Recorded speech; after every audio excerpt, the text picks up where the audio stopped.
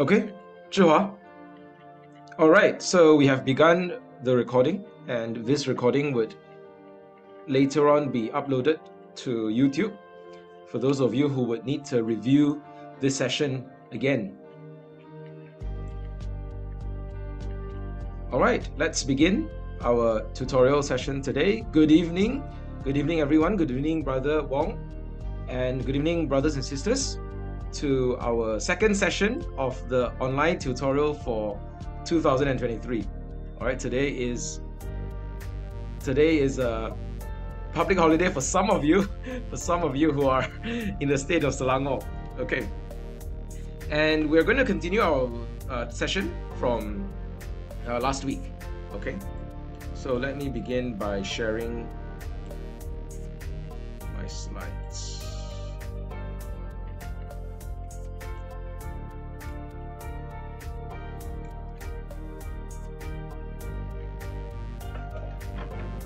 Okay, excellent. I think everyone can view my screen now, and let us begin with the opening puja. So today is Monday, 14th of August, all right, and this is the second session of our tutorial this year.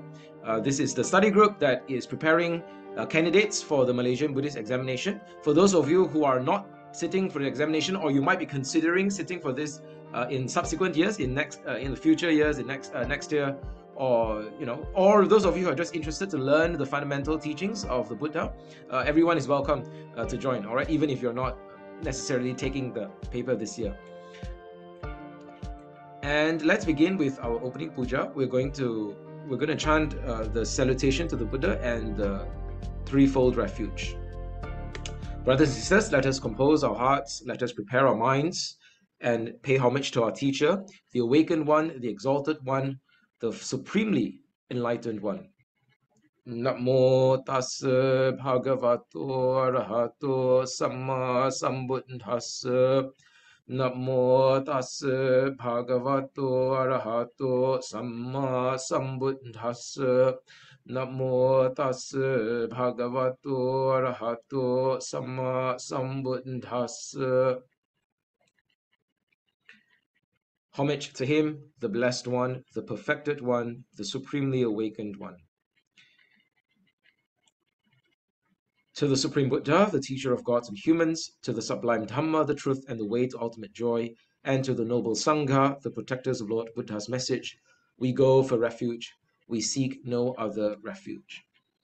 Buddhang saranang gacchami, dhammang saranang gacchami, sanghang saranang gacchami, dutiyampi buddhang saranang gacchami, dutiyampi dhammang saranang gacchami, dutiyampi sanghang saranang gacchami.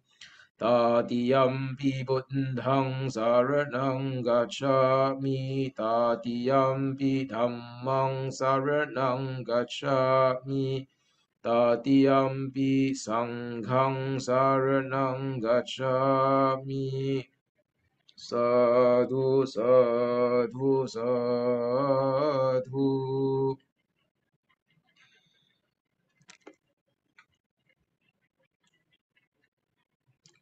All right, welcome once again to our study group and tutorial session for the Malaysian Buddhist Examination.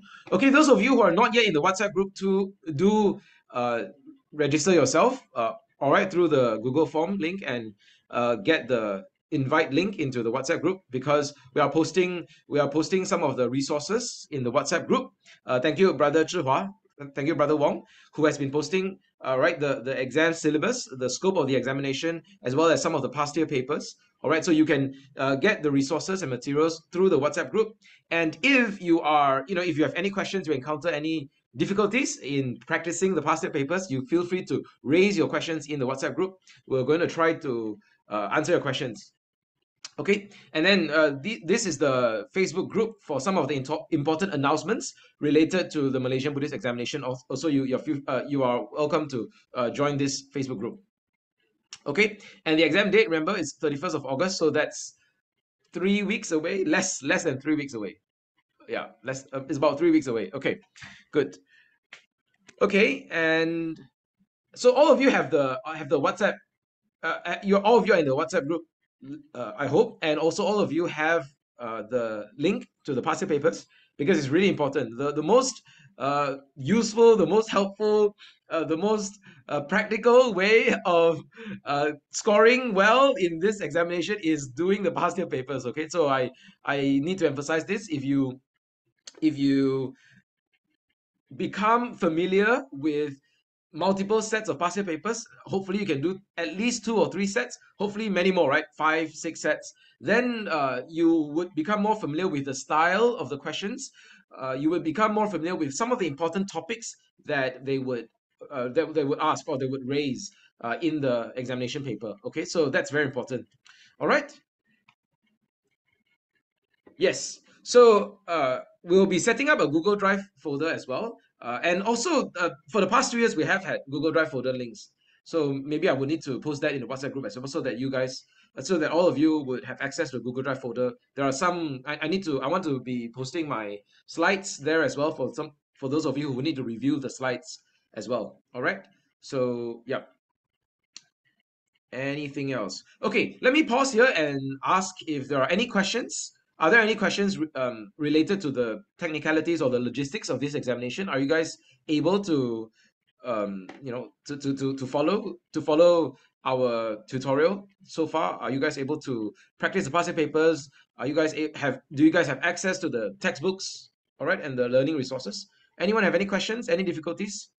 If you do, please let us know. You can raise your hand, you can unmute yourself, or you can type in the Zoom chat your questions. All good? Okay, Benjamin raised your hand. Okay, go ahead. Benjamin, you can unmute yourself and just now I went into the chat. I saw some sort of message or link. I went into my computer. I typed inside the link already, and it sent me to this Malaysian Buddhism Examination, some sort of form I have to do. Sign. What do I have to do? Okay, that's a very good question. Yes. Thank you, Benjamin, for raising the question. All right, and thank you, Zhihua, for posting the registration link in the Zoom chat box. Yeah. Okay. Yes, this link is the registration link for this online tutorial, for this study group. Most of you, maybe some of you, your parents have helped you sign up, perhaps, right? I'm not exactly sure. Those of you who are in this Zoom meeting, this Zoom tutorial, it is likely that you have already signed up for it. Some of you, if you have not yet signed up for it, please go and sign up for it. At least we know that you are, you are attending these tutorial sessions. Does that make sense? Yeah. If you have already signed up for it, or maybe, maybe your parents have already helped you sign up for it, that's fine. Yeah. Because our plan is when you sign up for the tutorial session, then we'll send you the WhatsApp link, the link to join the WhatsApp group. However, some of you might have forwarded the link to your friends, and some of you are in the WhatsApp group without registration for the without registering for this online study group. So we hope that you would be able to sign up for it. And then so once you sign up for it, we'll send you the WhatsApp group link. Yeah, but this is not the registration for the examination. That one you have already done it. Okay, does that help, Benjamin? Yeah. All good. Okay, thank you. Yes, thank you. All right, good. Okay, any other questions? Have you all started working on the past year papers? Very important. Okay, let me continue the session. At any point, feel free to raise your hand, feel free to type in the Zoom chat. Yeah. All right. Yes. So let us just briefly review some of the learning points that we had in our session last week. All right. We learned about the Buddha Gautama, why he's so important, some of the important names you need to remember. Yeah. And the birth of the Bodhisattva, the birth of the child, the birth of the Prince Gautama, Prince Siddhartha Gautama, his utterance upon birth, yeah, chief of the world, and then the visit of sage Asita, And then the name giving ceremony, everyone remembers? And everyone, you must remember, yeah, what the meaning of the word Siddhartha is, right? The meaning of his name. Okay, and then the prophecy, the prediction of the future of this baby, this prince. All right, so either you become a universal emperor or a spiritual emancipator. And then the upbringing, the raising of the child, the education of the prince, and the very sheltered life, the very luxurious life, the very comfortable life that the prince had. Any of you want to live in such a magnificent palace? I wish I wish I could live here. Okay, and then the marriage of the prince to the princess Yasodhara.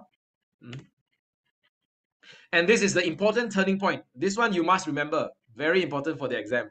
Very important for the examination, and very important for your own spiritual practice also. This was the turning point in the life of the prince, where he went on an adventure to the outside world and he saw the reality of the world. He saw the reality of pain and suffering, the reality of the process of life.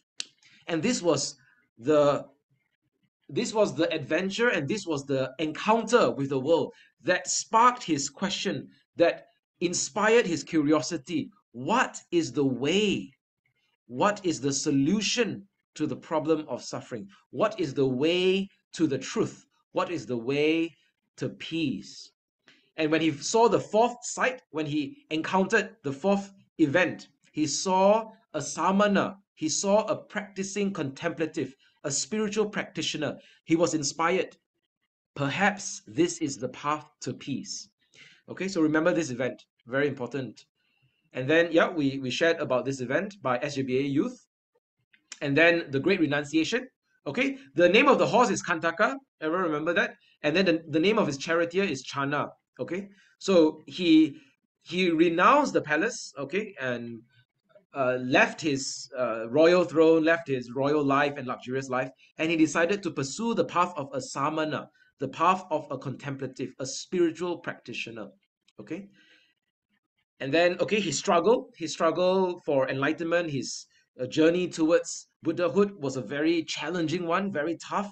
He was practicing a wrong path. He was practicing the path of self-mortification, which did not lead him to Nibbana. Okay, and then his transition from death to life, his transition from the path of self-mortification to the middle path. All right, everyone, this name is very important. Yeah, the Lady Sujata, important name.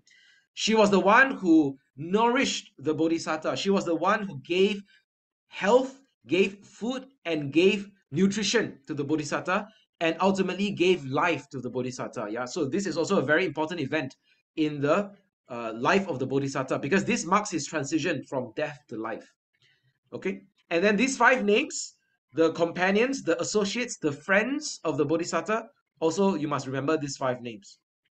And these are the first 5 people under the Buddha to become awakened, to become to understand the 4 noble truths. All right, so these four friends of the Bodhisattva, very important.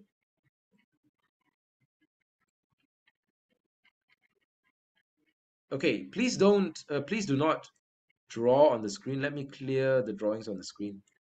Okay, yeah, good. All right. And then the forsaking of the Bodhisattva. All right, the 5 disciples forsake the Bodhisattva at this point, because they thought that the Bodhisattva had given up on the spiritual life. Yeah. And his strong determination, right? The Bodhisattva's strong determination, his relentless pursuit of the truth. Okay, I think this was where we stopped last week. Am I right? Yeah. All right. Remember the word apattivana, relentless, very strong determination, very strong resolve, very strong will to practice the path in order to reach the ultimate goal, to reach the ultimate joy. This was the spirit of the Buddha, and I hope that this is also the spirit of each and every one of us. This unrelenting spirit to cultivate the heart, to cultivate our wisdom towards the truth. Let's continue the story of the Buddha. When the Bodhisattva was very close to Nibbana, very close to awakening, very close to the realization of the nature of reality. Now there is fear, not fear in the Bodhisattva, but fear in the adversary, fear in someone who wants to see him fail. Right? So this is Mara. Mara is one of the gods who is uh, very controlling. He wants to try to influence people, wants to try to control people, wants to try to distract people from the way to truth. He does not like to see. He does not like to see people practicing the Dhamma. He does not like to see people awakening to the truth, because he's going to lose his power over you, right? Sometimes some of us, you might feel the power and influence of Mara in our own lives, in our own hearts, correct? When we are distracted in our practice, sometimes a lot of confusing thoughts, a lot of anxiety, uh, a lot of uh, distracting thoughts that are influencing our mind, then we feel this power, this control of Mara, and we need to focus on the path. And so at this point, Mara tries to discourage the Bodhisattva. He tries to tell the Bodhisattva, you can live a comfortable life. You do not have to be so tough on yourself. Why? Why do you need to pursue this goal that is so hard to achieve? Correct or not? Why do you need to practice the Dhamma which is so difficult? Go and have fun. Go out with your friends. Go and eat good food. Listen to good music. You don't have to be meditating here. Because of your path, because of your practice, you are even torturing yourself, and you're almost dead.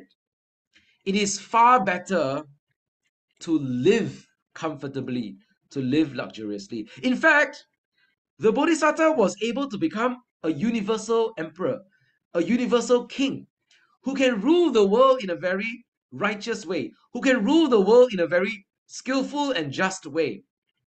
So Mara says, why don't you pursue the path of a king? You can still do good things with the world.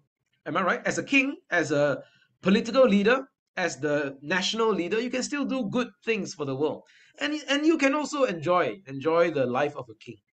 The path of exertion, the path of effort, the path of endeavor is hard to follow, hard to sustain, difficult to practice.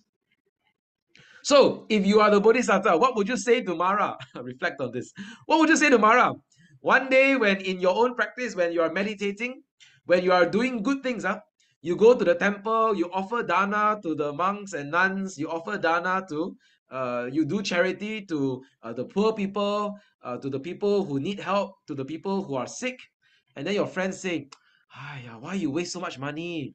All these poor people, sick people don't need your help. All these monks and nuns, you don't need to spend your money on them. Spend your money on buy a big house, buy a big car, buy your favorite, possessions, your favorite material enjoyments.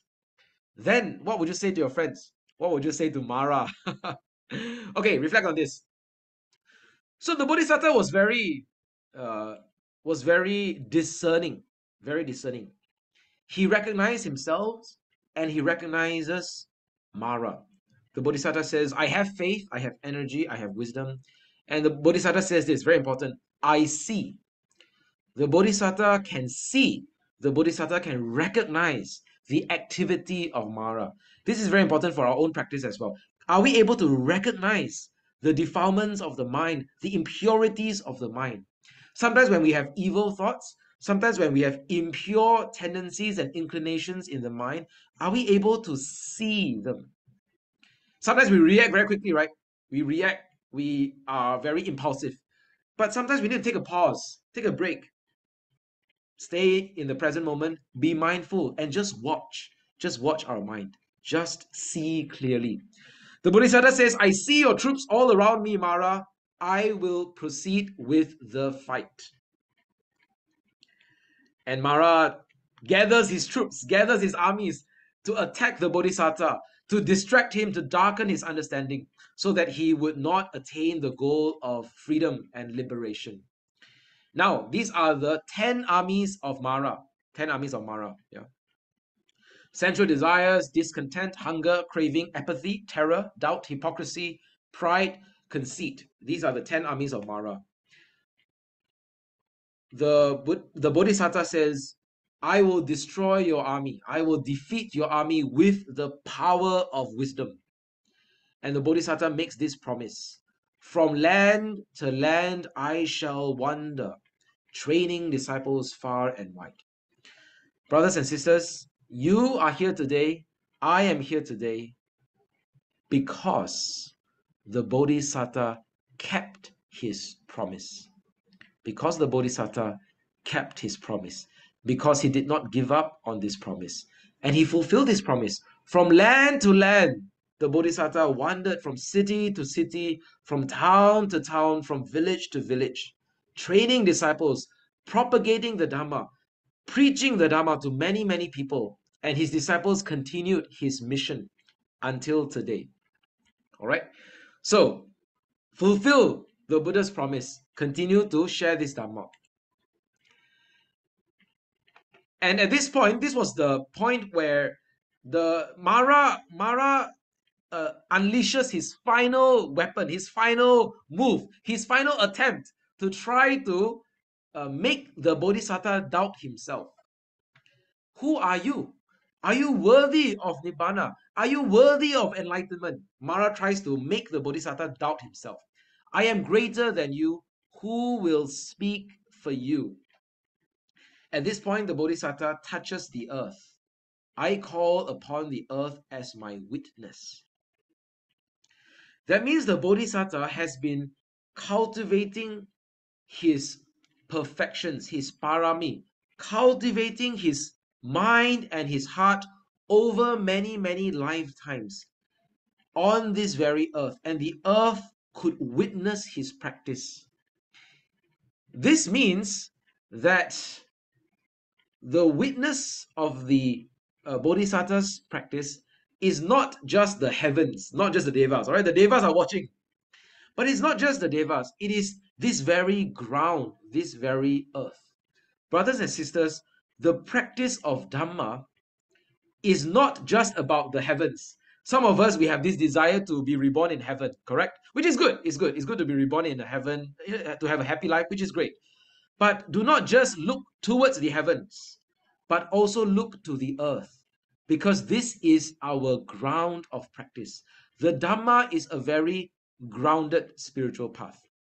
Every step on the path is a mindful step. And now Mara becomes defeated. All his moves, all his attacks, all his attempts have been failed, have been defeated by the Buddha. And that's why we have this chant in the Jaya Mangala Gatha. I'm not sure if you have heard of this. Most of you probably have heard of this. This chant of verses is very commonly, often practiced in many Buddhist societies, many Buddhist events. This is a chant of joyous victory, the blessings of joyous victory. Jaya means success, berjaya, success and victory. Mangala means blessing, the blessing of joyous victory. All right. Bahung sahasamabhinim mita sayudhantang. This is how it begins. So the meaning of this chant, this opening verse, is Mara was mounted on the ferocious Giri Mekala with 1,000 arms holding weapons. At this night, Mara is trying his best, using all his weapons to attack the Bodhisattva. But the Buddha, Munindo, the Lord, the sage, conquered the evil Mara with the power of generosity, dana, with the power of his parami, his perfections, with the power of the Dhamma. And so by the power of this truth, tang tejasa, tejasa means power.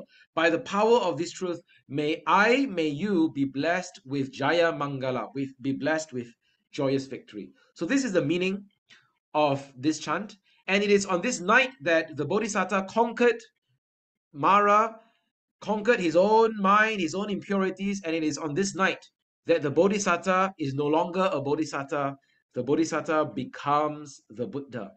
And this was the beginning of his journey of teaching the Dhamma. Okay, so this is the story of the Buddha.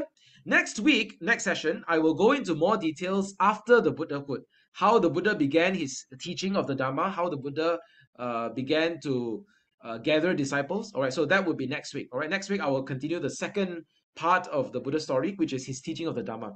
I have now completed the first part of the Buddha story, which is from his birth to his enlightenment. All right, from birth to Buddhahood. Okay, so this is the first part of the story. Next part of the story I'll continue next week. Okay, so let me pause at this point and ask if there are any questions, if there are any comments, any reflections. You want to share your reflections?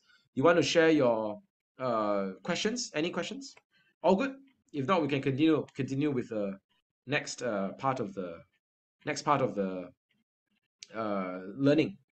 Okay, right. So we have some questions without some comments, reflections. Okay. All right. So Sister Juliana, Sister Karuna has shared a reflection. Having fun and continue to have dukkha in the samsara world. This is the goal of Mara. This is the goal of Mara. The goal of Mara is to persuade and influence people to forget reality, to forget the mission, to forget the spiritual life, so that we continue to have fun, continue to experience dukkha, life after life, birth after birth, death after death in the world of samsara. So this is the goal of Mara. Okay. So which side are you on? Do you forget the spiritual life sometimes? And we need to continue to remind ourselves to bring mindfulness to our heart. All right. Thank you, Sister Juliana. Okay. There is another question here.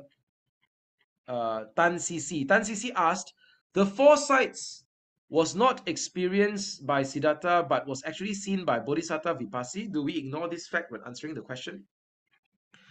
Okay. The foresights are experienced, to answer Sister Brother or Sister Tan CC, I'm not sure. To answer Tan CC, the foresights are experienced by many Buddhas, not just one Buddha. So in the suttas, thank you for your reflection and your comment. One of the suttas, which sutta is this? I am unable to remember the name at the moment. One of the suttas. Let me do a quick Google search.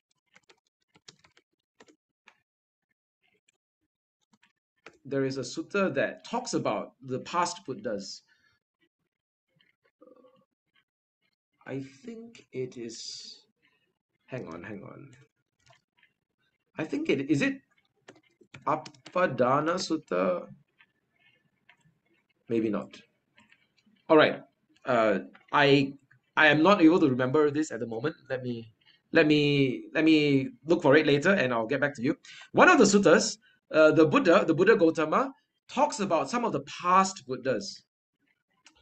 Yeah. So hang on.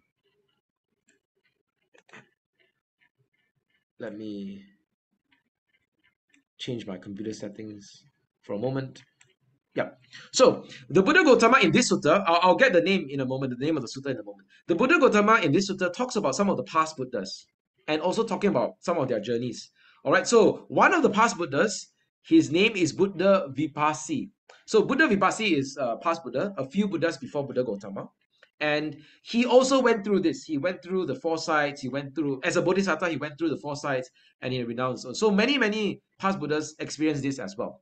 So this is like you might say a template for many Buddhas to go through the journey of life. And it is also actually a template for many of us, not just the Buddhas. For many of us, sometimes we see suffering in the world. We also go through this transition moment. Am I right? We see a practitioner, we see a Buddhist meditator, we see a Buddhist nun, a Buddhist monk, a bhikkhu, a bhikkhuni, and then we are also inspired to take up the spiritual path, to take up the spiritual life. Is that correct? Is that right? So some of you also have this similar experience. So not just Prince Siddhartha Gautama, but also many of the past Buddhas experienced this. Okay, thank you for your question. All right, let me go to look for the sutta and I'll get back to you. All right, Jadrian Hong asked a question. Jadrian Hong, you can post your Jadrian Hong, you can post your question in the public Zoom chat because you are sending me a direct message on Zoom. So other people cannot see your, other people are not able to see your question. So let me just post the question by Jadrian Hong, yeah? All right, so brother Jadrian, thank you for your question. Let me just copy the question and post it here.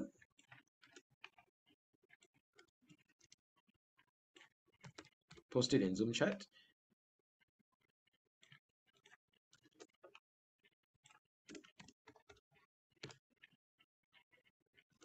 All right. Can everyone see this? All right.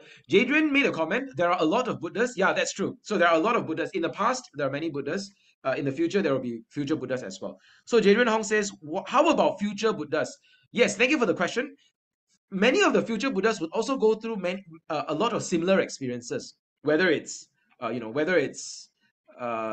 through the birth of the Bodhisattva, whether it is uttering his proclamation of leadership at the beginning of his life, at the birth, whether it is going through the foresight, whether it's going through the renunciation, and so on, right? So many of these experiences would be experienced by the future Buddhas as well, all right, in their journey towards Buddhahood. Okay, thanks for the question. Any more? Benjamin, brother Benjamin, you raised your hand in Zoom just now. Do you have a question or a reflection to share? No, I accidentally raised it. Okay, I could not hear you. Do you have a question? No?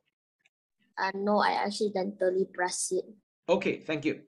All right, good. Let's continue with the Dhamma. All right. So the syllabus for the examination is 3 segments, 3 big components: Buddha, Dhamma, and Sangha. All right. So I've talked a little bit about the story of the Buddha from birth to Buddhahood, and I'll continue with the story of the Buddha next week. So now let's go to Dhamma and Sangha. Yeah, two more. What do you call it? 2 more components in the syllabus, all right, for this examination. Okay, let me go back to the Dhamma.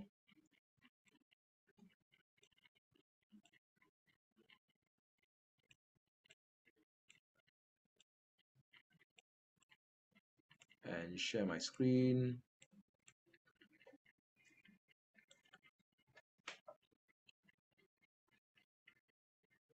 Are you able to see my screen? Good. Excellent. All right. Now, this comes to, after we have learned the story of the Buddha, now we talk about our own practice, our own spiritual life. This is a Dhamma segment, the Dhamma component of the syllabus. The Buddhist life, the Dhamma life, the spiritual life begins with this word. This word is called refuge, sarana. Sarana means shelter, protection, refuge. Life in this world, life in samsara, is full of danger, full of danger. Some of you who have some experiences in life, you know what I'm talking about. The danger of grief and sadness, the danger of impermanence, the danger of pain and loss. If you have lost something important in your life, if you have lost someone who is dear to you, dear beloved to you, you know the dangers of life. And in order to go through life with security and safety, we want to find a solid refuge. And in the Dhamma life, there are 3 pillars of refuge: the Buddha, the Dhamma, and the Sangha. All of you must know these 3 words. You need to know it for the exam. Okay, you must know it. If you don't know the meaning of these 3 words, don't go for the exam. Okay, all right. Buddha is our teacher. The Buddha, the word Buddha means the one who knows, the one who has awakened, the one who has woken up. All right. Imagine you are in a deep sleep or in a dream, and you wake up from that dream, wake up from the sleep. That is the word Buddha, the one who has woken up. So the Buddha is the one who has woken up, and he is teaching all of us to wake up, to realize the truth. So this is Buddha, our teacher. His message, his proclamation, his message, his path, his teaching for us, that is the Dhamma. All right. and his order of disciples is called the Sangha. Order of disciples is called the Sangha. All right. The Sangha is the order of disciples. There are two meanings to this word Sangha. Yeah. The first is the Arya Sangha. Arya Sangha. Let me type in the Zoom chat. Arya Sangha. The Arya Sangha is the noble Sangha.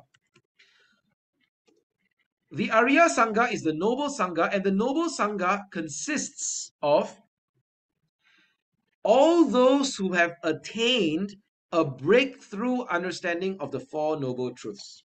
So there are 4 levels of awakening: Sotapanna, Sakadagami, Anagami, and Arahanta. 4 levels. And when you have attained any of these 4 levels, then you're in the Arya Sangha. So this is the first meaning of the word Sangha. Another meaning of Sangha is Ubhatto Sangha. Let me type it in the Zoom chat. This is the Ubhatto Sangha, dual Sangha. Who are the dual Sangha? Ubhatto. Ubhatto means both. Two, dual. Both. The Ubhatto Sangha is the Bhikkhu Sangha and the Bhikkhuni Sangha. I'm typing it in the Zoom chat, yeah. Okay. The Ubhatto Sangha is the Bhikkhu Sangha and the Bhikkhuni Sangha. The order of Bhikkhu disciples, the order of monks, the order of Bhikkhuni disciples, the order of nuns. All right, so these are the two meanings of the word Sangha. All right, so this is our refuge, Buddha, Dhamma, Sangha. Okay. Why do we take refuge? Why do we go to the Buddha, Dhamma, and Sangha for refuge? The answer is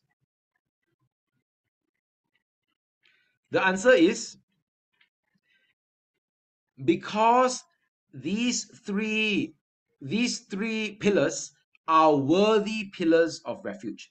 They are able, they are capable of protecting us. They are capable of giving us protection and refuge and safety in this world. Other things cannot give you that kind of protection. Other things are not able to give you that kind of protection. So this is why these 3 pillars are our pillars of refuge. Okay, now let's take a commercial break. We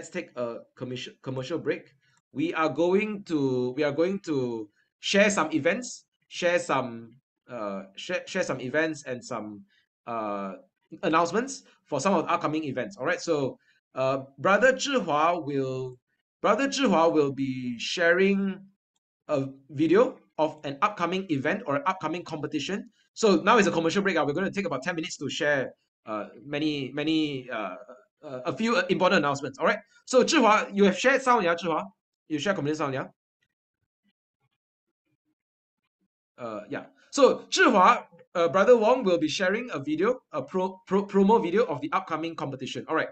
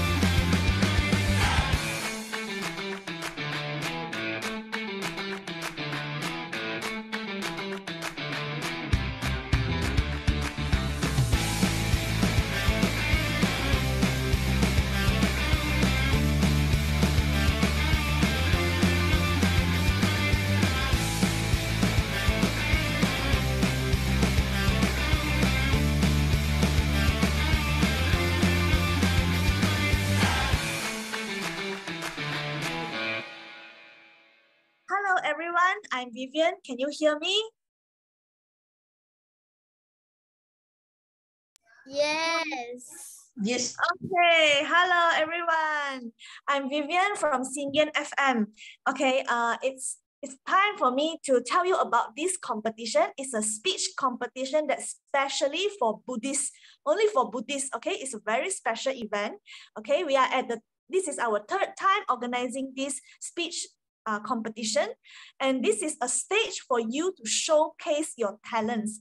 It's also an opportunity to spread the Buddha's teaching and practice the Bodhisattva way.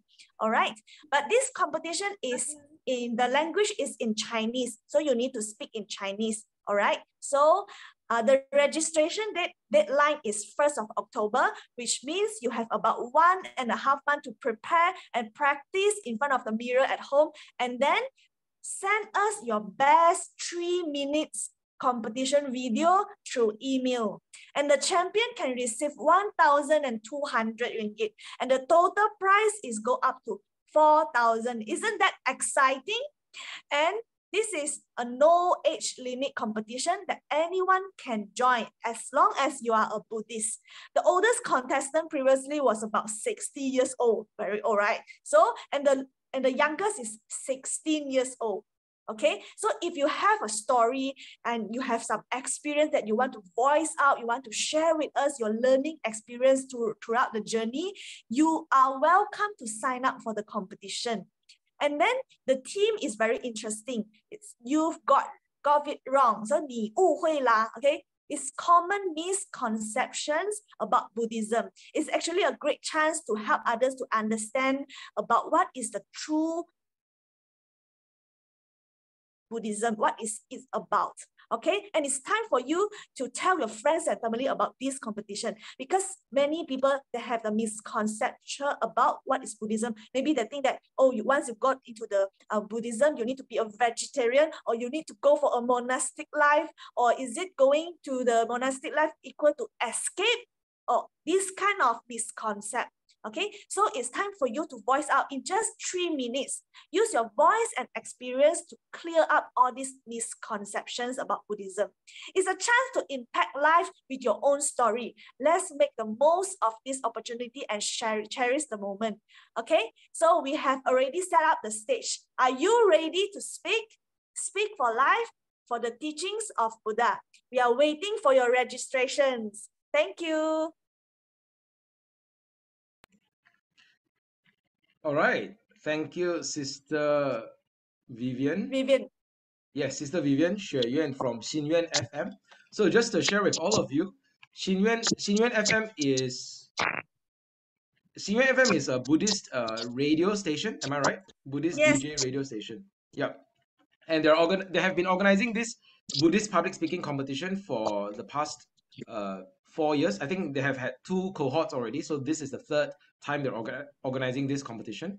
Yeah. So those of you who are interested to showcase your public speaking skills and to share your ideas, share your Dhamma with the world, this is a good opportunity to join this competition. So who is interested to join, or anyone has any questions for Sister Vivian? You can raise your questions. This is a Mandarin competition, so you only speak Mandarin. Will there be an English one, Sister Vivian? I don't know. Maybe in the future. Maybe in the future. All right. So, anyone has any questions to ask Sister Vivian? Anyone wants to ask about this competition? This competition is open to all ages. So young children can join, adults can join, older adults can join, everyone can join. Okay. Can I ask my friend to join? Sure. Oh yes. Sure. The join the link Not is include, at the chat not box. include Christians, not include. Only for Buddhists. Yeah. What you can do is you can convert your friends first, and then you ask them to join the competition. My friend is pretty young. All right. So, Jadrian, is Jadrian the one speaking? Yeah, Jadrian, if you have friends who are interested to share, to share their ideas, to speak and share their ideas, feel free to welcome them, invite them to join, share the information with them, invite them to join the competition. It's a very good opportunity. Yeah. Okay, thank you, Brother Waken. Yes. Any other questions? All good? Yeah. All right. Thank you. I want to mention that, Sister Vivian, you didn't mention this. I want to mention that I am also one of the past participants in this competition. Yes, Yeah. you are. So So if you go on the Singwen FM YouTube, no, not YouTube, Facebook. If you go on the Singwen FM Facebook page, you can also find my past entries in the last batch, in the last cohort. You're able to find my speech where I entered the competition.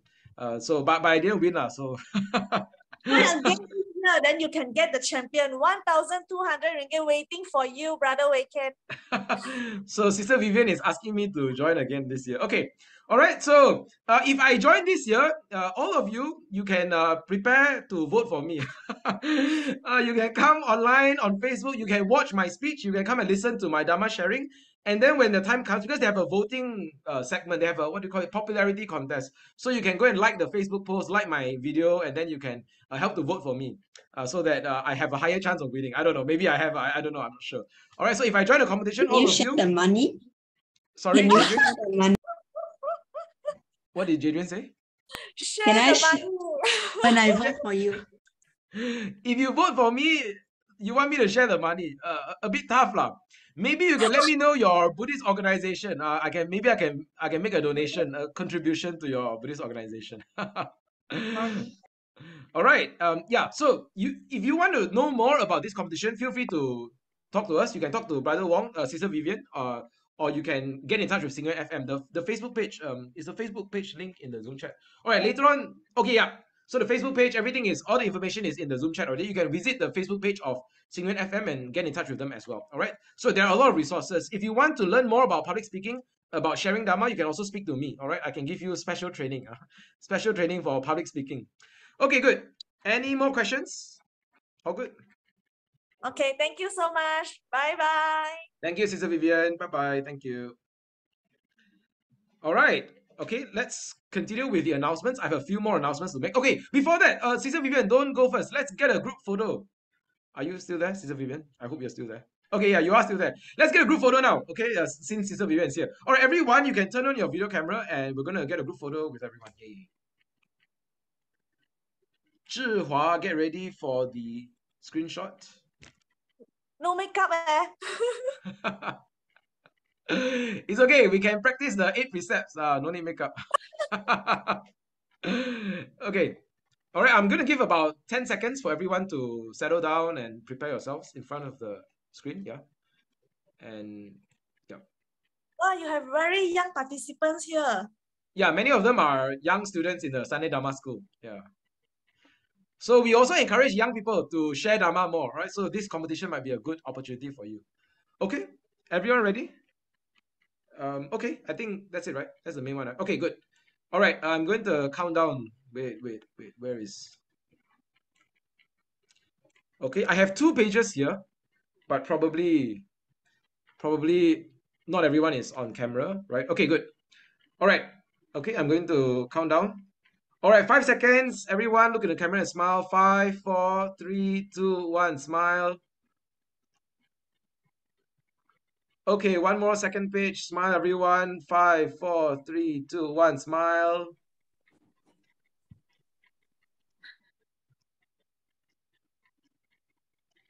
Okay, I have taken the group photo. Okay, that's it. All right, good. Thank you, everyone, and thank you, Sister Vivian. Let us carry on with the announcements. We have a few more events to share. Teacher, what is the next Buddha's name? The next Buddha's name is Buddha MYTTA. Buddha MYTTA. Someone has answered in the Zoom chat. I think it's The next. Im. After Buddha MYTTA. MYTTA Buddha, is it? Yeah. After Buddha Gautama, the next Buddha is Buddha MYTTA or Buddha Maitreya. Maitreya is a Sanskrit name. In Mandarin, it is called Mi Le Fo. Yes, I know that. Yeah. Buddha Maitreya or Buddha MYTTA. Yeah. So Sister Im has answered in the Zoom chat. Thank you, Sister Im. Yeah. Okay. Got it? Good. Let us carry on with the announcements.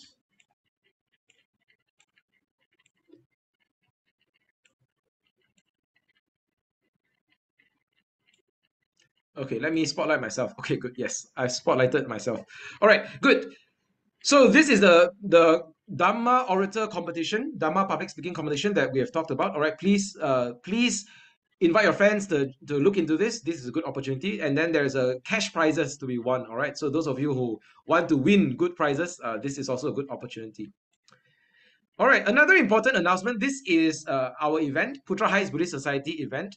This is an upcoming charity dinner on the 2nd of September. 2nd of September, Saturday, 7:30 p.m.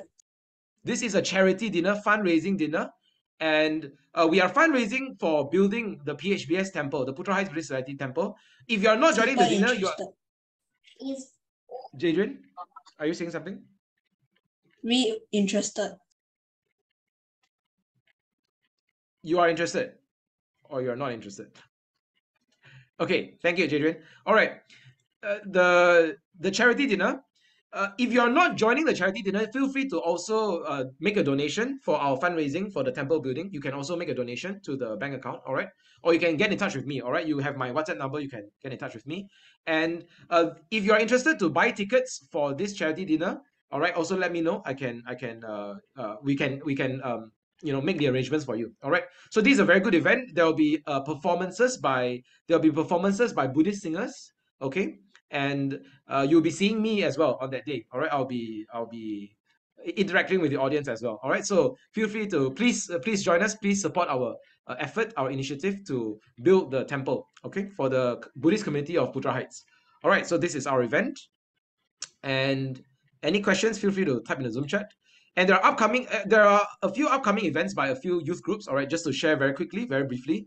There's this KL tour. This is like an amazing race event where they have an adventure around KL. All right, so just like the Prince Siddhartha Gautama went on an adventure, this is also an opportunity for you to go on an adventure, all right, SJBA YS, SJBA youth section, all right. And then this coming Saturday, is it Saturday or Sunday? Let me think. Saturday. It's Saturday. 19th of August is Saturday, yes. This coming Saturday, there's a Captain Ball event. If you like to play sports, all right, this is a good opportunity for you, all right? Also by SJBA Youth. And then there's an upcoming Youth Dhamma Camp by Theravāda Lumbini Garden in Puchong. This is also a good youth event. It's a 2-day, it's a weekend Dhamma Camp, all right? So for those of you who are youths, feel free to get in touch and also join the Dhamma Camp. And there's this upcoming sports event. It's called Buddhist Youth Fellowship Games, BYFG. If you're interested to be in the organizing committee, in the team to organize this event, this is a fellowship games event, sports events by different youth groups, all right? If you want to join the event, join the program, or you want to join the organizing committee, you can look more into this opportunity. Okay, and there's also a Sutta discussion event by the Buddhist Gem Fellowship Youth Connection. This is the 31st of August. Oh, wait, you all cannot join this. You all are doing the exam. Sorry. Oops. Okay. This one, sorry. You are not able to join. This one, you all focus on your exam. This one, the clash of timing. Okay. All right. That's all for the announcements. Okay, that's all for the announcements. Any questions? Okay, Sister Easy asks, what is the youth age for camp? Let me get back to you. This is a good question. Let me find out. Youth age for camp. Hang on, give me a moment. Let me look for the information. It doesn't specify. It doesn't specify what age. Yep, it doesn't specify what age, Sister Easy. So let me check with the organizer, and I'll get back to you. Yeah, Sister Easy. Yeah. And no worries about the age. If you have youths, I believe they should be able to join. Yeah. So if they're interested, feel free to introduce them to the event, and you can sign them up for the event as well. All right. Thank you. Okay. Let's look at some questions by in the Zoom chat. All right. So I have found out the name of the sutta. The name of the sutta is Chakravarti Sutta, Chakravarti Sihanada Sutta. Where is it? Yeah, Chakravarti Sihanada Sutta, Digha Nikaya 26. All right, and in that sutta, the Buddha talked about Vipassi Buddha. Yeah, Vipassi Buddha, which is the past Buddha.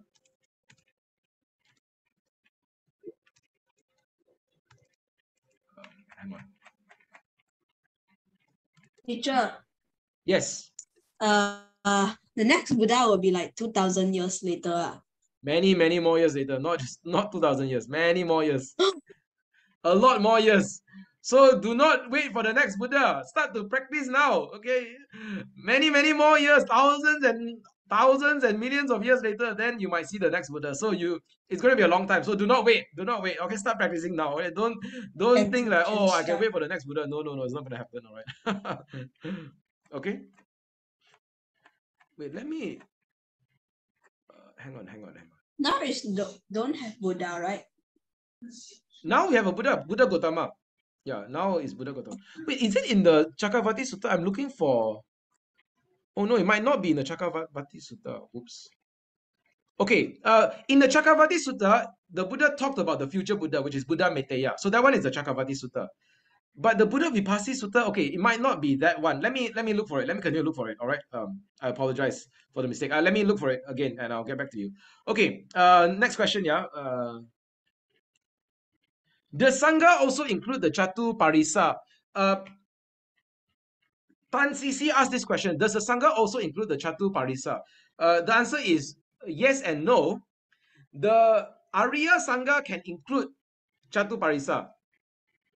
The Arya Sangha can be Bhikkhu, Bhikkhuni, Upasaka, or Upasika.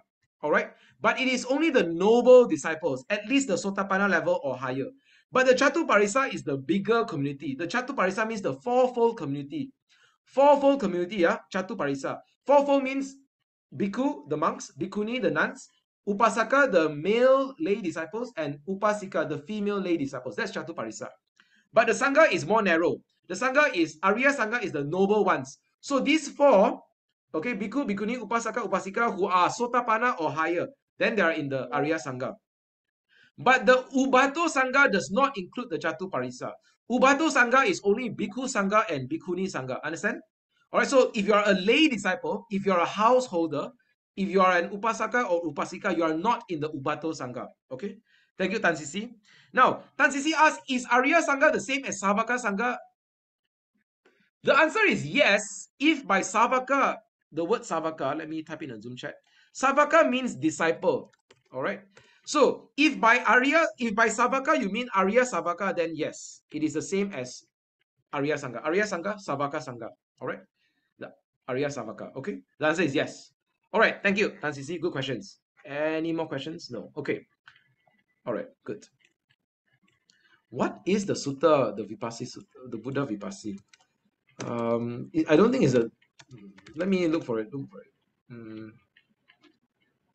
Teacher, can I ask you a question? Yes, please. Why did Devadatta want to kill Siddhartha Gautama, even if it was his cousin? Okay. Good question. Anyone wants to try to answer that?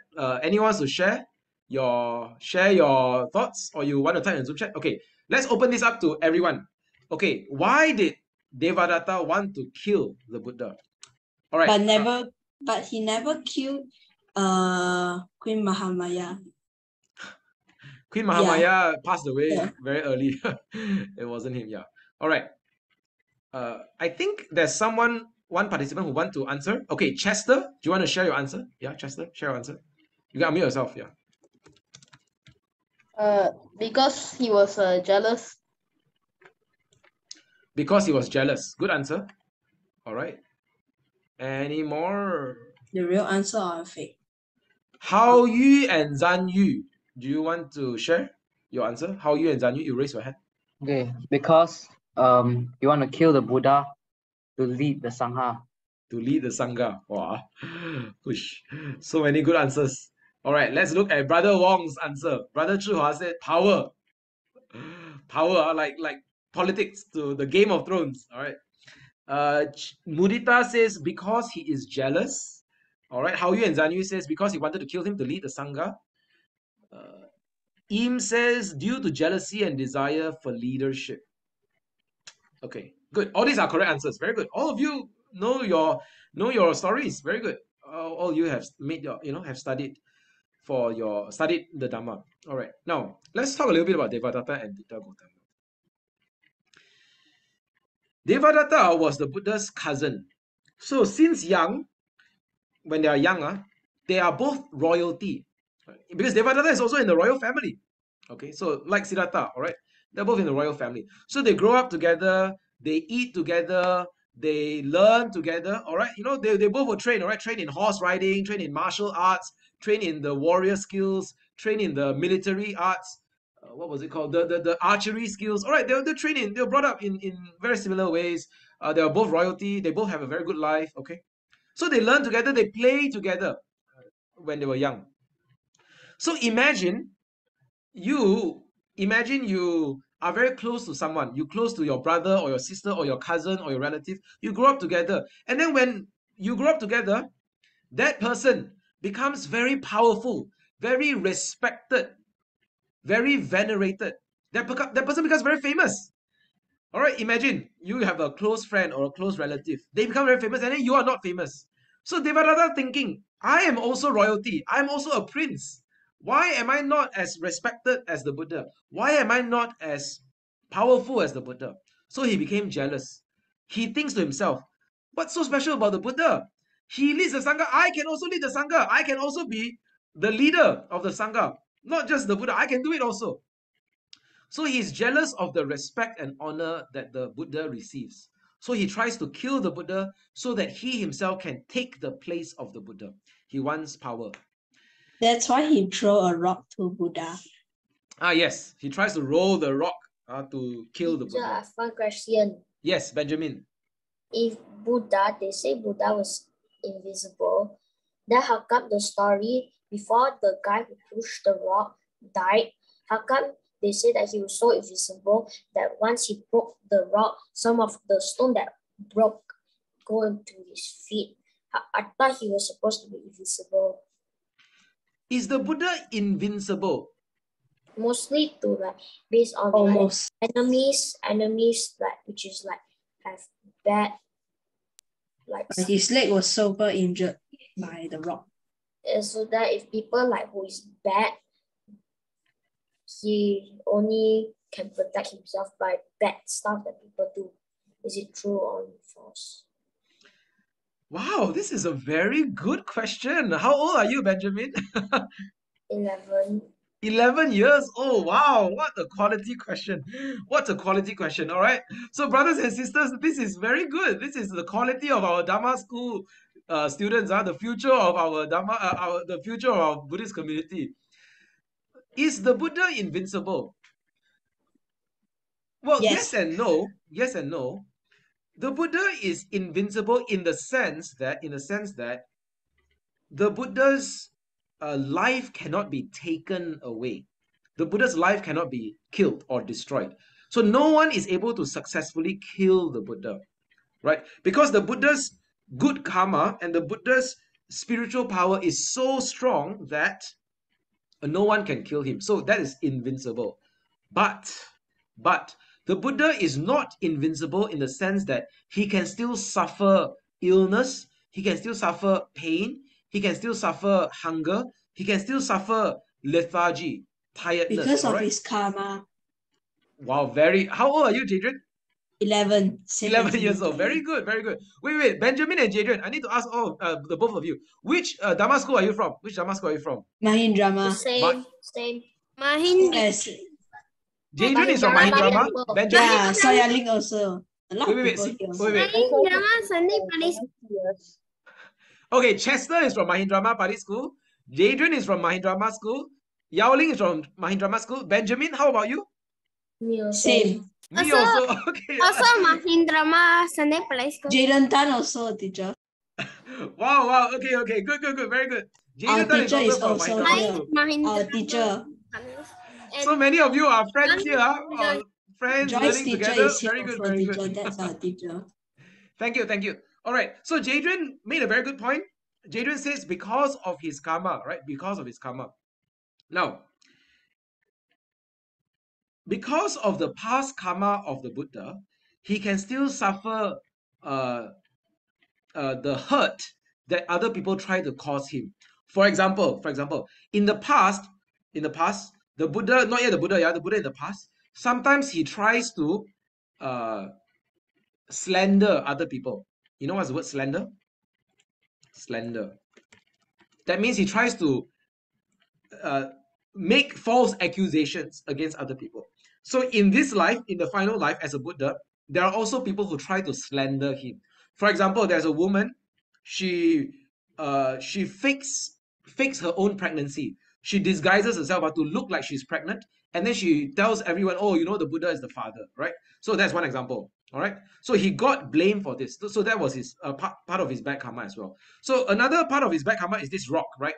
So even the Devadatta tried to kill the Buddha, but because of the Buddha's spiritual power, he cannot be killed.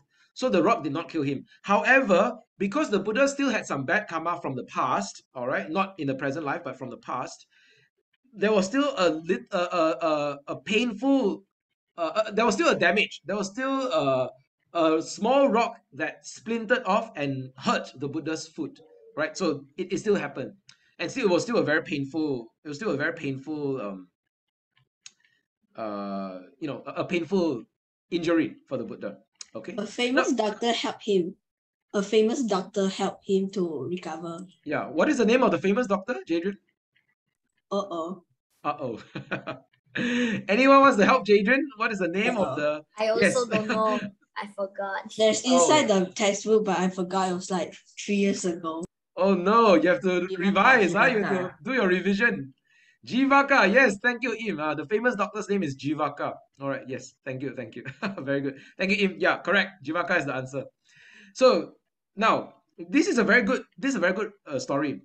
When the Buddha's foot was hurt, Mara comes to him, Mara comes to him and Mara asks the Buddha, what are you thinking now? What is on your mind now?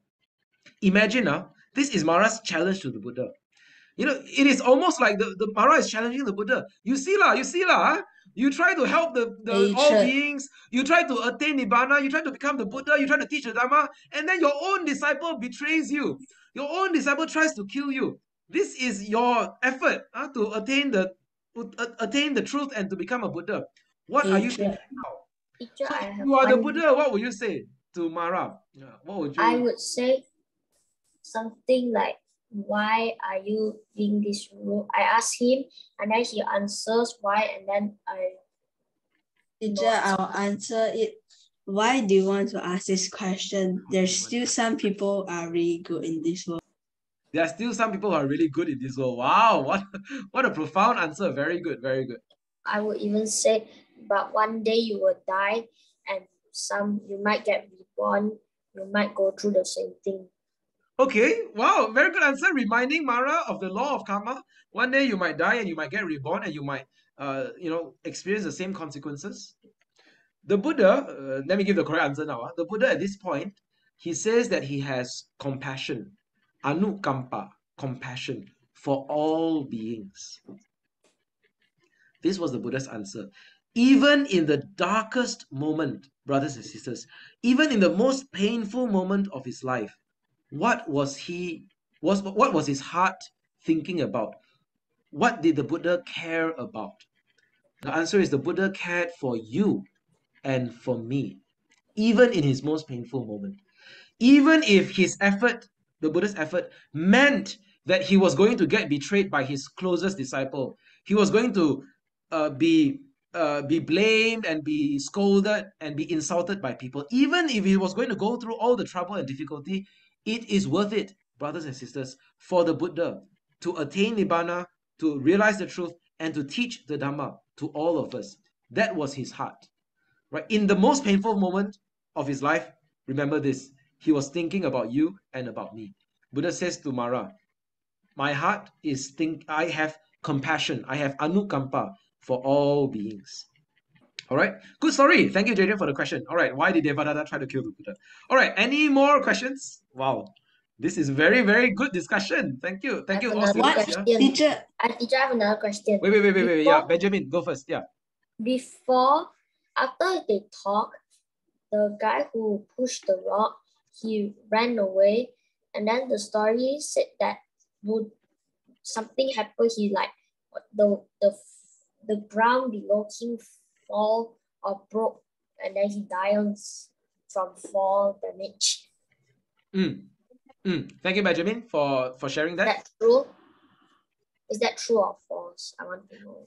Is that true or false? What a good question. Well, the answer is I wasn't there. I wasn't there. But it could be true. It could be true. The reason is because to attack the Buddha, when you try to hurt someone who is of high virtue, I repeat, when you try to hurt someone who is of high virtue, very virtuous moral character, the damage to your own character is very, very serious, very severe, very detrimental. Okay, so if you see someone, a good meditator, a good practitioner, a very virtuous practitioner, a very virtuous uh, spiritual practitioner of the Dhamma path, if you try to hurt them, you try to anger them, you try to insult them, that would damage your own heart very seriously, very severely. That would cause a lot of bad karma on your part. So it could be true. To attack the Buddha is very, very serious karma, very heavy karma. And so it could be true that the forces of nature, had a very serious consequence on this man who tried to attack the Buddha. Right? It is possible. Okay? So be very careful.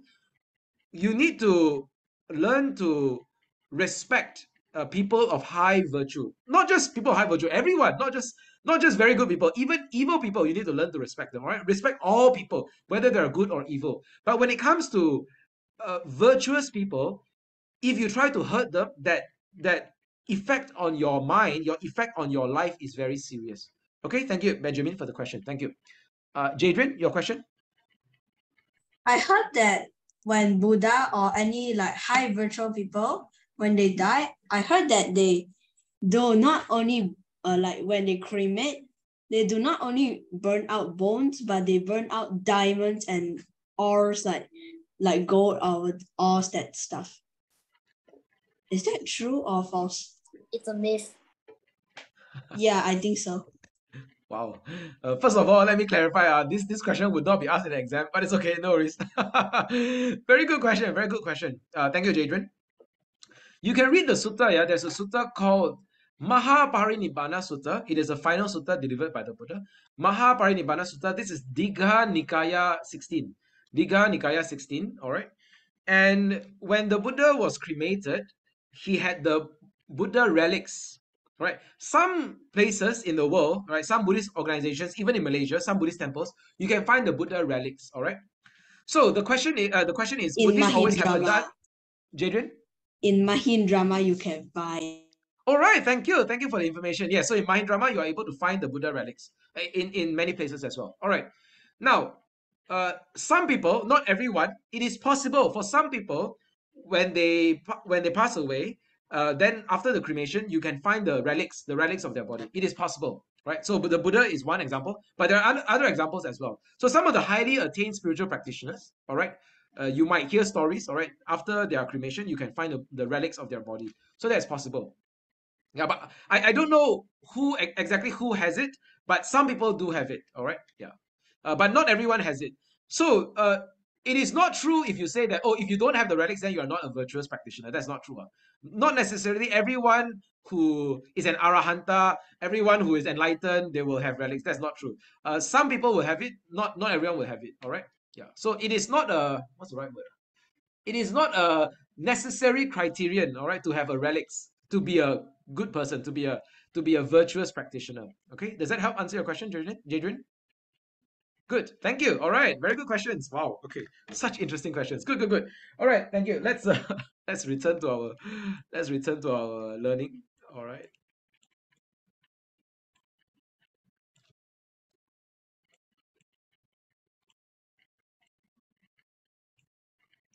Okay, I am sharing my screen. Okay, my screen share is loading. All right, good. You can see my screen now. All right, so I mentioned that the three pillars of refuge in our life, in our Dhamma life, is the Buddha, Dhamma, and Sangha. Okay. Now, question: how do we worship the Lord? All right, this one you can share your answer. You can type in the Zoom chat. How do we worship the Lord? How do we worship the Lord? Anyone? How do you worship the Lord? How do you honor the Buddha? Okay, let's listen to some answers. Okay, joystick. Okay, the joystick. All right. offering. All right. Any more? Any more ways to worship the Buddha? Okay. Hao Yu and Zhan Yu, praise the Buddha. Okay. Okay. Carmen Wong. Let me type Carmen Wong's answer in the Zoom chat. Carmen, you can type your chat. You can type your answer in the public Zoom chat. Yeah.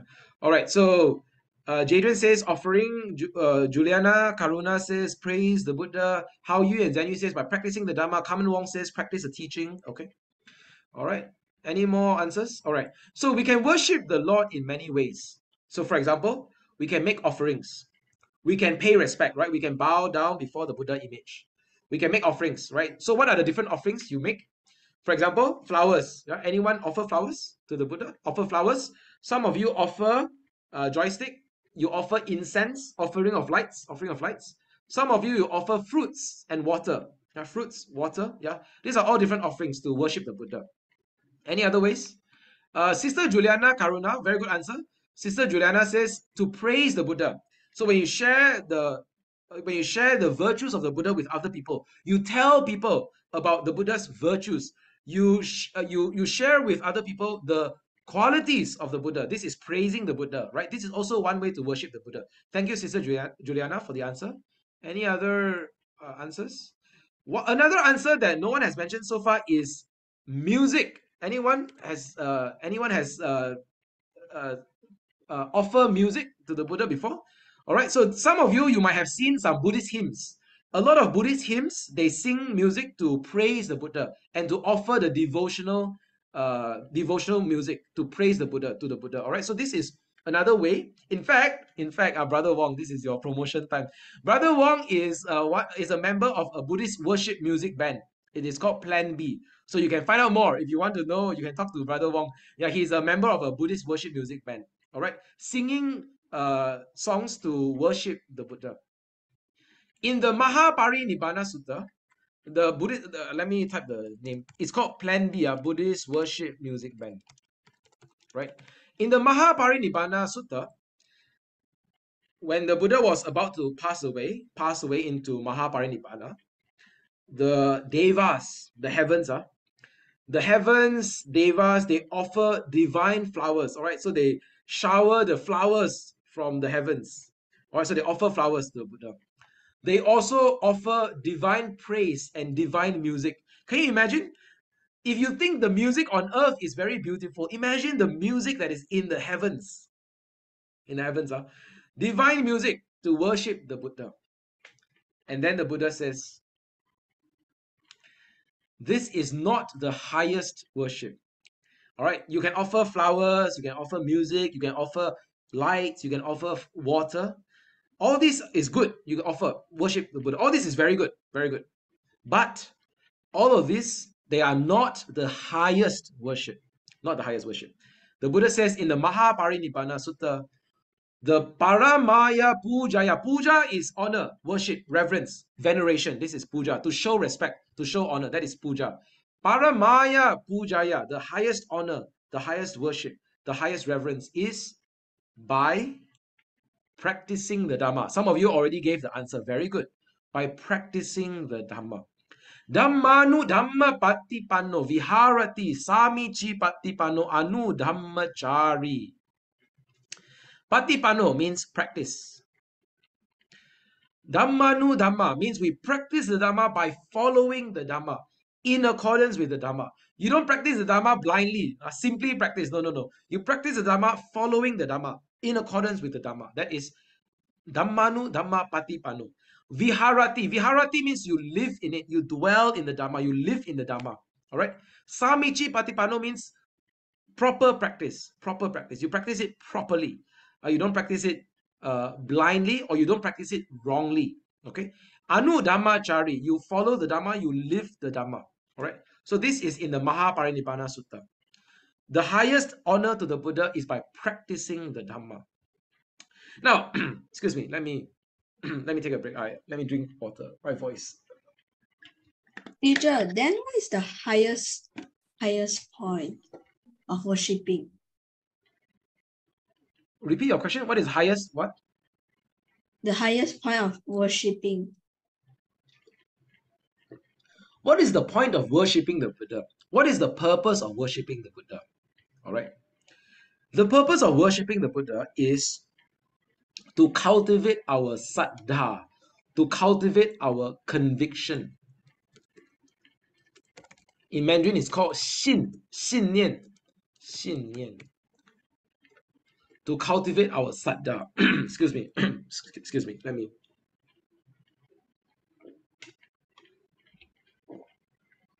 me drink some water. All right. To cultivate our saddha, our faith, our conviction, so that we are inspired to follow the path. Number one, the purpose of worshipping the Buddha. Number two, when we praise the Buddha, we are sharing the message of the Buddha with other people. So that's also another purpose of worshipping the Buddha. Number three is to build a karmic connection between ourselves and the Buddha, so that life after life, we continue to meet the Buddha. Understand? We continue to meet the Buddha life after life. Next life, we continue to encounter the Dhamma, the teaching. We build the karmic connection between ourselves and the Buddha and the Dhamma. Yeah, this is another purpose of worshipping the Buddha. But the highest purpose of worshipping the Buddha is to attain liberation, to attain freedom, to attain nibbana. 解脱 in Mandarin, liberation. In Pali, it's vimutti. Vimutti, liberation, is the highest purpose of worshipping the Buddha. Okay, thank you for the question. Very good question. Thank you, Benjamin. Wow, Benjamin, Jadrian, thank you, Jadrian. Wow, Jadrian and Benjamin and everyone, you have a lot of good questions. This is good. Keep your questions coming. This is the spirit of learning, the spirit of inquiry. Very good, very good. Teacher, Okay. our Mahidrama teacher is the Malaysia's Buddhist winner in 2020. Oh, okay. Top student. Mahidrama Pali School has the top student in the Buddhist examination. All right. Thank you. Okay, so there are three training in the path of Dhamma. Sila, Samadhi, Panya. Sila, Samadhi, Panya. In Mandarin, this is called 戒定慧. 戒定慧. Sila means our integrity, our morality. When we practice Sila, there is a harmony between ourselves and other people in the society. There is an alignment between ourselves and the universal moral principles. There is a harmony between ourselves and nature. Okay, so that's Sila. Samadhi is the composure of the mind, the cultivation of the heart. All right, so this is Samadhi. And Panya is the understanding of the nature of reality. Okay. Do we have time now? What is the time now? Okay. I might be running out of time a little bit. It's okay. I will go over maybe about 5 to 10 minutes. I hope that's okay with all of you. Yeah. So when we practice Samadhi, the mind is indestructible and unscattered. The mind is not all over the place. The mind is stable and unified. This is Samadhi. When we have the Samadhi, we use the mind that is in Samadhi to investigate reality. And we develop wisdom, Panya. And we see the nature of reality. This is the threefold path of Dhamma. All right. In Panya, we also develop a comprehensive view of reality. View in Mandarin is called Kwana. In Pali is Ditti. Ditti means our Kwan, our perspective on life. Okay. Now, in Mandarin, you might have heard a word before. It's called San Guan. This is Ditti, our understanding of life. 价值观, our inner values. 人生观, our view of life. 世界观, our world view, our understanding of the world. All right, so this is Panya. Okay. Now, so you can see the word here. T Sikha. T is 3. Sikha means training. Okay. Training, Sikha, or learning or training. That's Sikha. So the T Sikha is the threefold training or the threefold learning. All right. Sila, Samadhi, Panya. So you can see the 3 photos or the 3 pictures that I've selected. Sila, I selected a compass because this is the moral compass of our heart. Okay. Samadhi, I selected the shape of the heart, the photo of a heart, because this is the cultivation of the mind, of the heart, mental cultivation. And then Panya, I selected the light on the book. So it's not just book knowledge. If we just study the book, it's not complete. It's not yet, it's not complete, or it's not comprehensive enough. We need to shine the light of wisdom on the book. We need to integrate the knowledge into our hearts and minds. That is Panya, wisdom, understanding. All right. So the shining the light on the book, not just reading the book, but bringing the knowledge of the book into our life and into our mind and body. This is Panya, wisdom. Okay. All right, now this is called the Punya Kriya Vatu, the 3 grounds for merit, the 3 grounds for righteousness. Punya means righteous. Punya means meritorious. Punya. Okay, Vatu means the ground or the foundation. All right, Dana, Sila, Bhavana. Dana means giving. Sila means morality. All right, knowing right and wrong, integrity. And Bhavana. Bhavana means development, cultivation, culture. The culture of the mind, the mental culture. Dana, Sila, Bhavana. All right. And under these 3, they can be expanded into 10 qualities. Expanded into 10 qualities. The 10 qualities are called Dasa, Kusala, Kamma. Dasa means 10. Kusala means good or righteous or skillful. Kamma means actions. All right. And then these are the 2 principles you must know for the examination. For the preliminary stage, you need to know these 2 things. You must know for the examination. Yeah. These 2 principles. The first one is Pancha Sikkhapada or Pancha Sila. Pancha means 5. Sikkhapada means training principles. Sikha means training or learning. We've learned this before. All right. So these 2. Okay. Now let's go to the Pancha Sikkhapada or Pancha Sila. Pancha Sila means the 5 virtues. All right. This one you must know. Must know. You must memorize this. This one party you must memorize. Okay. Every week you must chant this. In fact, even better, every day.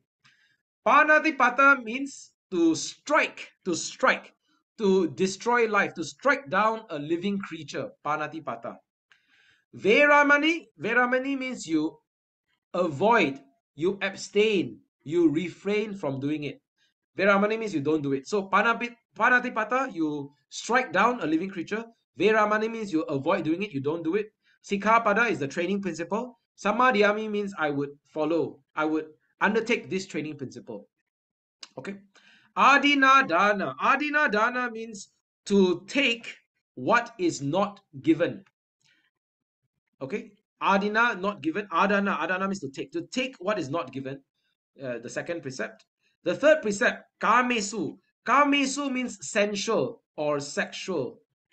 Kamesu, sensual or sexual. Micha. Micha means wrong. Wrong. Chara. Chara means our way of doing things, our way of actions. So Micha Chara means wrong action or wrong conduct. Let me type it down.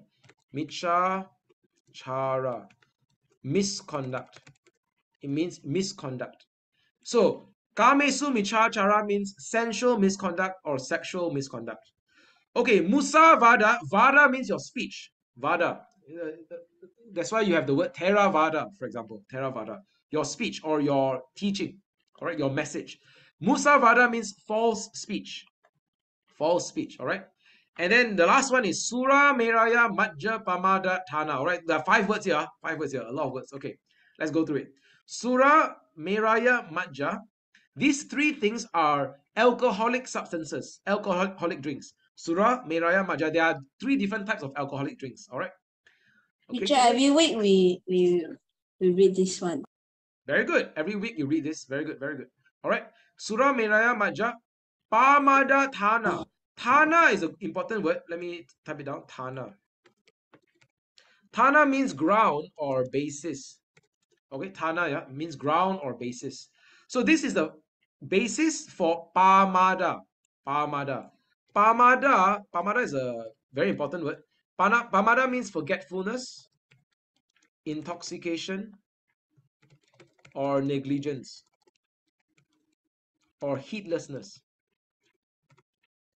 Okay, Pamada means forgetfulness, intoxication, negligence, heedlessness, or unmindfulness. Okay, lack of mindfulness. That is Pamada.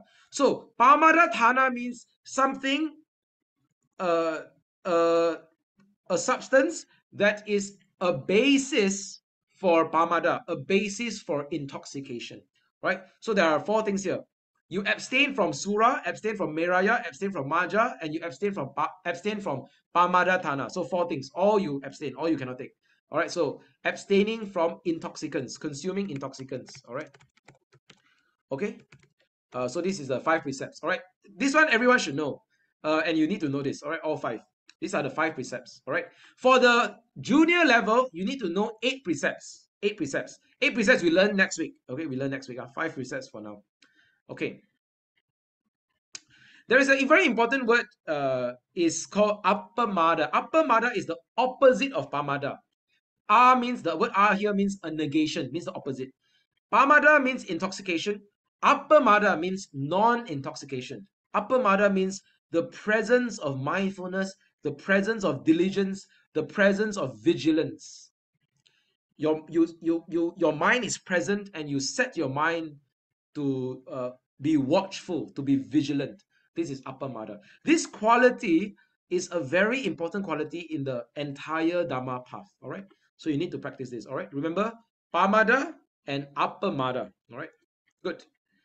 Next part. Okay. Next thing. Let me go through this very quickly. Then next week I will go into more detail. Dasa kusala kama. Dasa kusala kama. These are the 10 things, the 10 qualities that are skillful actions. Skillful actions. Okay. All right. All of you should know this. If you don't know this, it's okay. This is a quiz time. Quiz time. All right. So what is dana? Type in the Zoom chat. What is dana?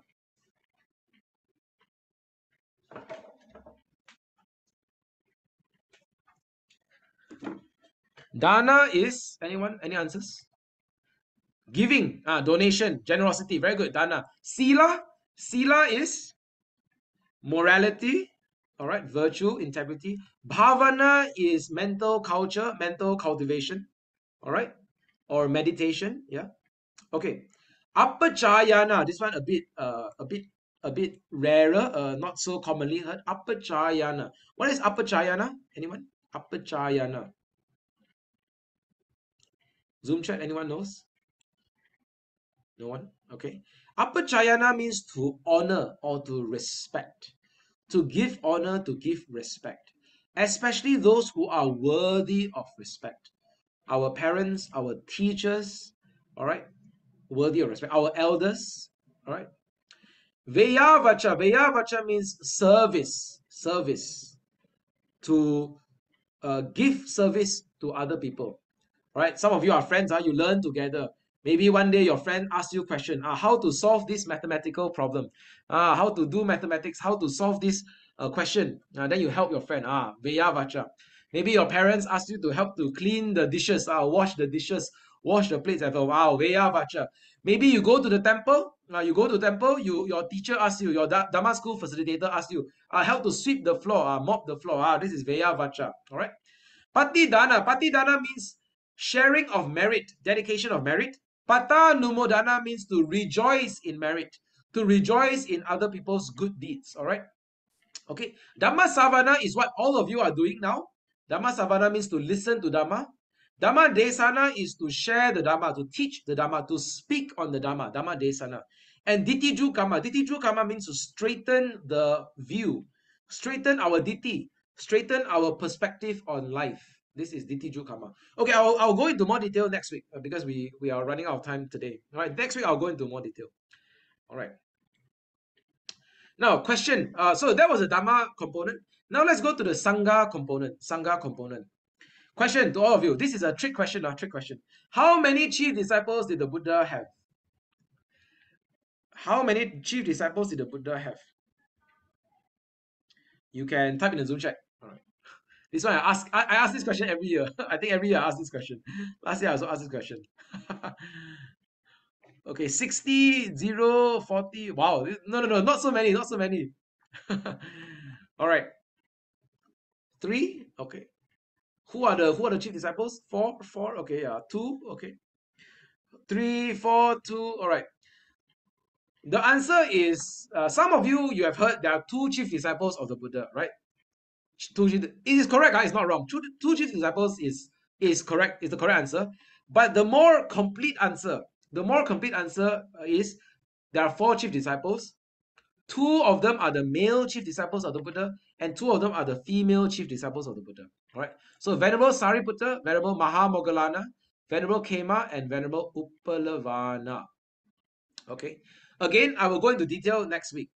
These 4 disciples you must know. Must know. So if you don't know yet, study their life, okay, for the examination. All right. Teacher, I heard that one is blue color, one is skin. Yeah. Venerable Yes. Mahamoggallana, his Mahamoggallana. skin is a bit more darker in color. He's a bit more darker in color. Yeah, that's why you see some of the statues, some of the Buddha images, some of the images of Venerable Mahamoggallana, he's blue. It signifies his skin is a bit darker. Yeah. Anyone else? Teacher, you come to our temple. Our temple got 4 of these statues and a lot Buddha pose and also 60 the holy Buddhas. Okay, very good. I hope one day I am able to visit Mahendrama. Then Jadrian, you can come and welcome me. You can show me around, give me a tour in the temple. Very good, thank you. Venerable Khema and Venerable Uppalavana. All right, next week we go into more stories of these 4 disciples. Okay, now I want to talk about the story of 2 friends. The story of 2 friends, quiz time for all of you. Venerable Sariputta and Venerable Mahamoggallana. These are the 2 friends, all right? Number 1 question. What was their names before they become disciples of the Buddha? When they were younger, what was their names? Okay, what were their names? Sariputta, Moggallana, before that, they had different names. What were their names? Number 2, who was their teacher before the Buddha? Who was the teacher? Number 3, who converted them to the Dhamma? Okay, come. If you know the answer, you can share. If not, you can type in the Zoom chat. This is the last segment of today's tutorial because we need to end soon. I understand that, but let me just do one last quiz with all of you and see if you can answer this. All right. The story of 2 friends. Who was their teacher? Who converted them? Let me look at the chat. All right. Okay. Some of you are able to answer the question of who is their teacher. Some of you are able to answer. Oh, one Sister Doris is able to answer what were their former names. Very good. Okay, Sister Yvonne managed to answer who converted them. Okay, very good. Okay, if you don't know this, start studying, start revising. All right, all right.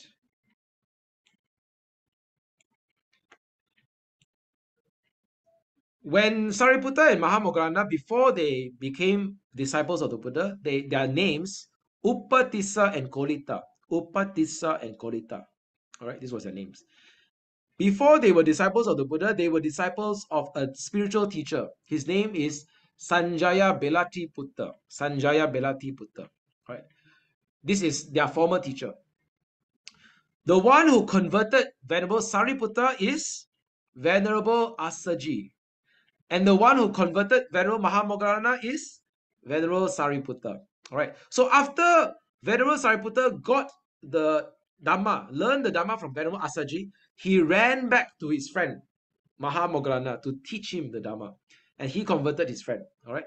So this is a very strong and beautiful friendship between 2 friends. All right. I hope that you have good friends also. You learn the Dhamma together. All right. Very good. Many of you are from Malaysian Drama School. You good friends. You learn together. So next time, when you hear the Dhamma, you learn the Dhamma from a teacher, you run to your friends. Tell them, today I learned this Dhamma. You share with them what you have learned. Be like Sariputta and Moggallana. All right, good. Okay, we're going to end it here. The rest of it will continue next week. Okay, because our time is running out. All right. There's a question by Hao Yu and Zhen Yu. What about Ananda? Ananda is one of the foremost disciples of the Buddha. Yes, but he is not the chief disciple. He's not a chief disciple, but he's one of the foremost. Yes, very good. Thanks for your question. Okay, now, these are some of the names you must know for the examination. These are some of the most important disciples of the Buddha. I just give you their names today. Next week, we go into their stories, okay? Number 1, you need to know the chief disciples, all right? And then number 2, you need to know Venerable Upali and Venerable Ananda. Why you need to know these 2 names? Because without them, you do not have the teachings today. Without them, you do not have the Sutta and Vinaya today, all right? Because of them, you have the Sutta today, you have the Vinaya today, all right? And then Venerable Mahakassapa, another very senior and foremost disciple of the Buddha. Venerable Mahapajapati Gotami, also very important. Excuse me. Why is Venerable Mahapajapati Gotami so important? Next week we'll answer this question. How about the 60 friends? The 60 friends of the first 60 disciples of the Buddha. That one you must know that story also. Yeah. Very I good. know it. Yes, good job, Jijin. Good learning. All right, Venerable Mahapajapati Gotami is very important because she was the leader of the Bhikkhuni Sangha. All right, Venerable Angulimala, also a very interesting story, a very fascinating story. Okay, many of you know the story. All right, especially if you go to Sunday Dhamma School. Wow, this story is very very important story. Venerable Angulimala, very touching story as well. And then Visakha and Anathapindika. Visakha and Anathapindika, these two are lay disciples. They are not ordained disciples. They are not the monastic disciples. And these two people are also very important. Visakha was the female lay disciple. Anathapindika was a male lay disciple. What did they do? The answer is next week. Now, next week we'll answer this question. All right, good. I think that's okay. I think that's all for today. Let's go into sharing of merit. I think we have time for questions. Question time. Anyone has any burning questions you want to ask? I will Now I'll wait for next. wait for next week. Okay, very good. All right. So thank you very much, everyone. Let's go into sharing of merit now. Wait, let me look at the Zoom chat to see if there are any final questions. Okay, Sister Juliana Ho say they support the Buddha Sasana. Very good, thank you. That is the role of Visakha and Anathapindika and many other lay disciples. They support the Buddha Sasana. That's correct. Very good, thank you. Okay, wait. By the way, I found the sutta already. Hang on now, let me type in the Zoom chat now. The sutta where they talk about Buddha Vipassi is not the Chakravarti Sutta. Forgive me, I remember the sutta wrongly. I found the correct answer. It is Digha Nikaya 14. Digha Nikaya 14. I type in the Zoom chat now so that all of you can get the correct information. Yeah.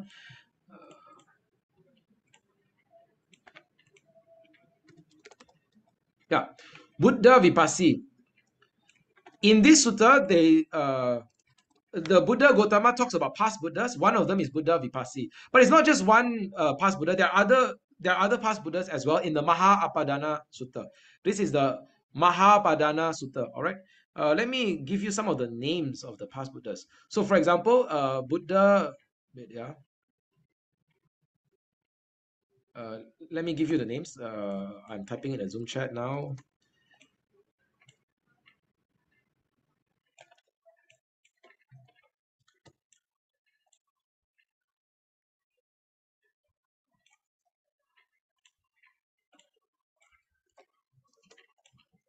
In this sutta, Mahapadana Sutta, you will be able to see all these Buddhas' names, the past Buddhas, yeah.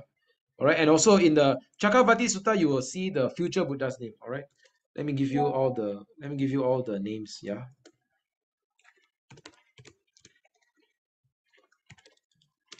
All right, these are the past Buddha's names: Buddha Vipassi, Buddha Sikhi, Buddha Vesabu, Buddha Kakusandha, Buddha Konagamana, Buddha Kassapa. Buddha Kassapa is the one right before Buddha Gautama. I repeat, before Buddha Gautama is Buddha Kassapa. Okay, so these are some of the names. All right, you can find this. You can find the information in the sutta. All right, so I hope I've answered your question. Any more questions? Okay, I think that's it. That's it for question time. All right. Thank you so much, everyone. We're going to sharing of merit now, and today I went over for about 15 minutes. Okay, it is all right. Next week, because of so many interesting questions, next week we'll continue with the learning. All right. Okay. If you have more questions, you can feel free to ask your question in the WhatsApp group, or you can ask next week. All right. Brother Wong says, "What a day!" Thank you, Brother Ko. All right. Let's go into sharing of merit now, and we can end our session for today. Okay, so I want to say thank you very much to everyone for the interesting discussion today. This is what we want to encourage. This is what we want to see. I want to share a short reflection with everyone. The Dhamma community needs to continue the mission. The Buddha, when he was a Bodhisattva, he had a very strong mission. I shall travel land to land, and I shall train disciples far and wide. We as a Buddhist community, we need to continue that mission. And so I'm very inspired, I'm very encouraged to see so many young people here today. And I don't want to forget, the not young people, the young people and the and the adults, both are very important to the sustenance of the Dhamma community. All right. So all of you, the young people, the adults, I appreciate all of you for continuing this mission. Especially for the young ones, we want to continue to educate them, to bring them up in the Dhamma so that they can, we can pass on the torch of Dhamma, the message of Dhamma to the next generation, and we can build up the next generation of leaders to continue the mission. All right. So all of you young ones out there, all of you students of the Sunday Dhamma School, remember that your Dhamma learning never stops. Yeah. After you end your Dhamma school, don't say, "Oh, I've completed my learning and I can stop attending my Dhamma learning." No, you can be a Dhamma facilitator. You can be a Dhamma teacher. You can be a Dhamma speaker. You can continue to develop your own learning and practice, learn meditation, learn the suttas, all right, learn sutta study, and continue so that you can be an effective Dhamma leader for the next generation of the Buddhist community. All right. So I hope that today all of us can learn from the very interesting questions and interesting discussion. This is a very good spirit. This is called spirit of inquiry. Spirit of inquiry. To ask questions, to learn, and to investigate the truth. All right. So all of you, I hope you can continue this spirit of inquiry. All right. Thank you so much, everyone. Let's go into final aspiration and final dedication of merit. We want to share our merit of the learning of the Dhamma with all beings, especially those who have experienced illness and impermanence and troubles in their life. We want to wish that they go through this time in peace, but that they have the strength and the wisdom to go through this tough time. We also want to wish them and their loved ones good health and peace of mind in this difficult time. We also had our state elections in Malaysia. We also want to wish that the people of Malaysia have the people of Malaysia have the strength and the support in order to continue to have economic prosperity and have a good social cohesion and social unity in Malaysia. We also wish for wisdom in all our leaders in the government, the leaders in governance, to be able to support the development of our nation, to the development of the socio-economic well-being of the country, of the people, of the community. All right, we want to dedicate our merits to all beings. May all beings rejoice in our merit. May all beings benefit from our learning of the Dhamma. May all beings be well and happy and peaceful and continue to support the Buddha Sasana. All right, let us do the chanting of the verses of dedication of merit. Imang no punya bhagang sabba satanang dema. Imang no punya bhagang sabba satanang dema. Imang no punya bhagang sabba satanang dema. We share this merit with all beings. May they rejoice in our merit and be well, happy, and peaceful always. Sharing of merit with departed relatives. Let us do the chanting. Idang me nyatinang hotu sukhita huntu nyatayo. Idang me nyatinang hotu sukhita huntu nyatayo. Idang me nyatinang hotu sukhita huntu nyatayo. Let my merits accrue to my departed relatives. May they be well and happy. Let us make an aspiration. All of you, students and friends who are learning together, continue to make this aspiration to meet Dhamma friends, to meet spiritual friends, so that you have the support to continue on this Dhamma journey. Let us make the aspiration. Imina punya kamena mame bala samagamo satang samagamo hotu yavanibana pantiya. By the grace of these merits that I've acquired, may I never meet evil and wicked people. May I meet the wise and virtuous until I attain my final emancipation. Aspiration. Idang me punyang asavakaya vahang hotu. Idang me punyang nimbana sapachayo hotu. By the power of this merit, may it lead to the extinction of defilements. By the power of this merit, may I attain the final realization of Nibbana.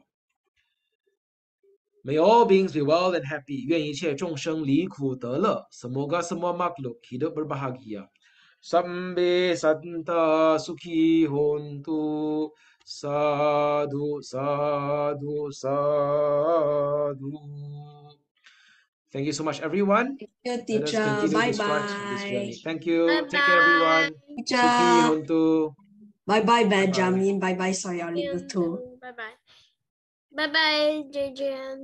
Bye bye, Benjamin.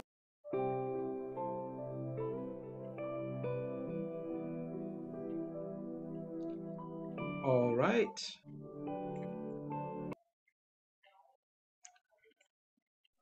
Thank you, Brother Weekend. Good night. Thank you. Thank you. Good night. Thank you, everyone. Okay, we can stop the recording now.